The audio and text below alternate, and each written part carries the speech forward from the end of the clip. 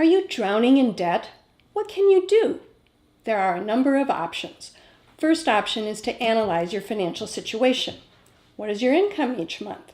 Do you have any ways to raise additional money, such as getting a second job? Can you sell some assets, such as a boat, a motorcycle, or other recreational vehicle? Can you hold a garage sale? Can you sell some of your stuff on eBay? What are your minimum expenses each month? You need to keep a roof over your head and pay your utilities at a minimum. You may need a vehicle to get to work. You need a minimum amount of food. But there are ways to save on each of these items. You can move to cheaper housing. You can sell a vehicle with an expensive loan and get a cheaper vehicle. You may be able to find cheaper car insurance.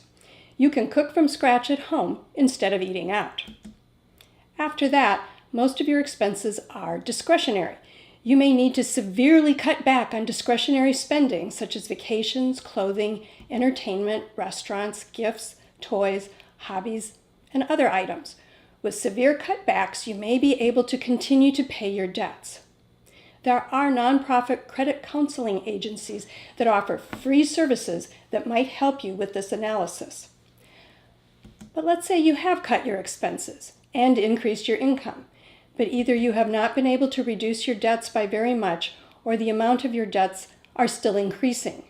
Then it is time to consider other options. The second option is to contact your creditors yourself.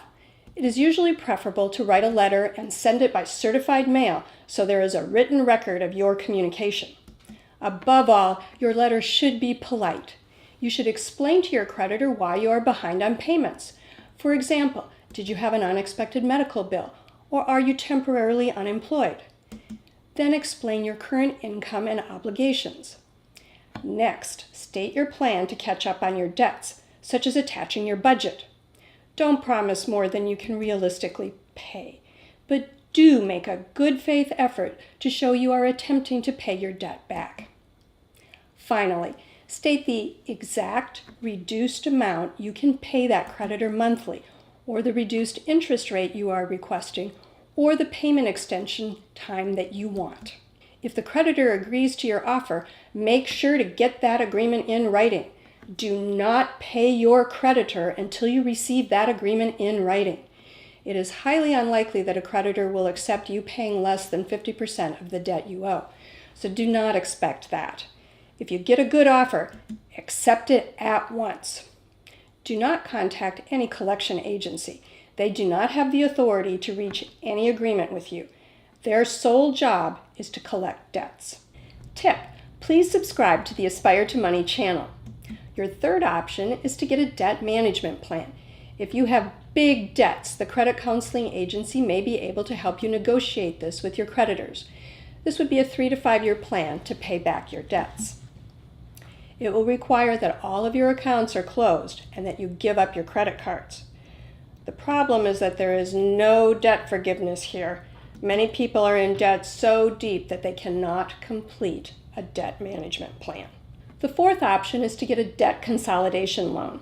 This is somewhat similar to the debt management plan option, but with other risks, so be very careful here.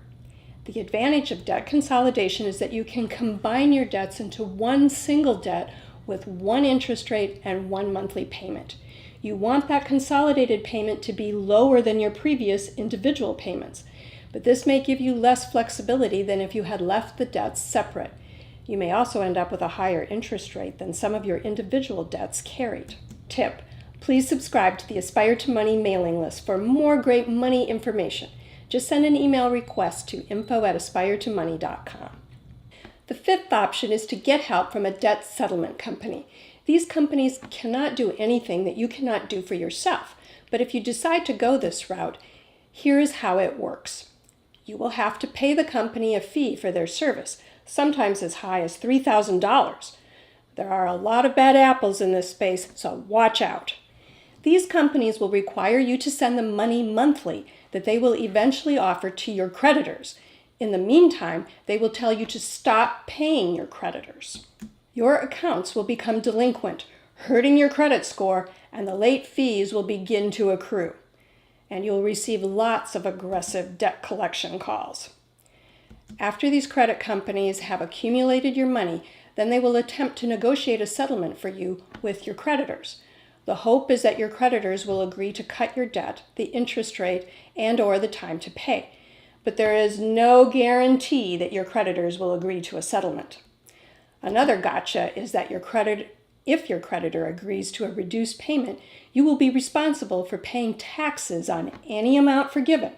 If the amount forgiven is greater than $600, the creditor is required to report that to the IRS.